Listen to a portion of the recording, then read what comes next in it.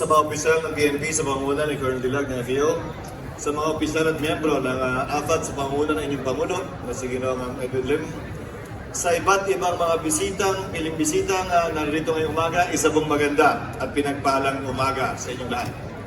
Noong isang araw lamang nagkaroon kami ng pagbubulong sa Senado, kabilang ang mga opisyal ng AFAT at iba pang mga miyembro ng inyong industriya para pag-usapan ang industriya ng firearms and ammunition. Sa mahabang panahon, tila sunod-sunuran na lamang ang industriyang ito sa ididikta ng PNP, sa ididikta ng COMELEC, sa ididikta ng pamahalaan. Pero sa kauna-unahang pagkakataon, sa 23 taon ko sa Kongreso at sa Senado, nakita ko na may pwersang nagkakaisa ang firearms and ammunition industry doon sa pagdinig na inatendan ko.